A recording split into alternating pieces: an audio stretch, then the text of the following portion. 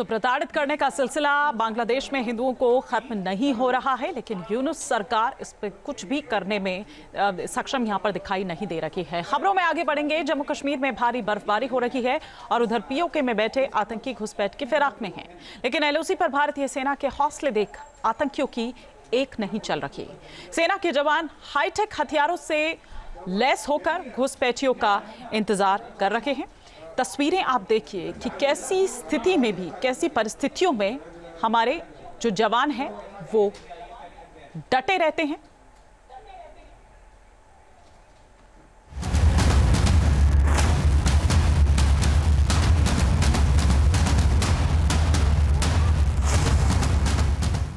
बर्फ से ढके लाइन ऑफ कंट्रोल, जमीन से लेकर आसमान तक निगहबानी, दुश्मन की हर हरकत पर बाज वाली नजर। घुसपैठ हुई तो टूटेगा इंडियन आर्मी का कहर। घुसपैठ के नापाक मंसूबे होंगे नाकाम जब सरहद पर गरजेंगे भारतीय सेना के जवान। दुश्मन की हर चाल होगी नाकाम जब बर्फीले तूफानों के बीच जवान बने चट्टान। घुटनों तक जमी बर्फ, हाथ में हाईटेक हथियार और चौकस निगाहें हरदम दुश्मनों पर। ये भारतीय सेना के वो जाबाज जवान हैं जिनके आगे आने वाली मुश्किलें भी दम तोड़ देती हैं। आज आपको भी भारतीय सेना के इन जवानों का शौर्य और पराक्रम देखकर गर्व होगा। ये तस्वीरें पीर पंजाल की हैं, जहां पिछले कई दिनों से भारी बर्फबारी हो रही है।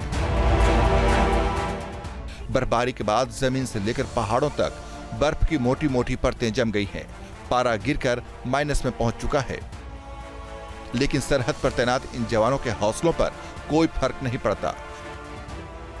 या यूं कहिए कि बर्फीला तूफान इन जवानों को सख्त चट्टान बना देता है। भारी बर्फबारी के बीच जवानों की मुस्तैदी देखकर आज पाकिस्तानी घुसपैठियों के भी पसीने छूट जाएंगे, क्योंकि सेना के इन जवानों के हाईटेक हथियार उन पर आग उगलने को तैयार हैं। सेना के ये जवान 20,000 से 30,000 फीट की ऊंचाई से पाकिस्तानी घुसपैठियों की हर हरकत पर नजर रख रहे हैं, क्योंकि पाकिस्तान में बैठे आतंकी इसी बर्फबारी का इंतजार कर रहे होंगे। बर्फबारी होते ही पाकिस्तानी घुसपैठियों की बाछें खिल जाती हैं और वे घुसपैठ करने की कोशिश में जुट जाते हैं। लेकिन अब भारतीय सेना ने सरहदों पर 24 घंटे चौकसी बढ़ा दी है। इसके लिए अत्याधुनिक तकनीक का भी सहारा लिया जा रहा है, जिनमें AMR यानी एंटी मटेरियल राइफल, जिसकी रेंज 1800 मीटर है, ये दुश्मन के किसी भी एम्यूनेशन डिपो को उड़ाने की क्षमता रखता है। Thermal imaging device, night vision कैमरे, UAV ड्रोन जैसे अत्याधुनिक सर्विलांस सिस्टम शामिल है।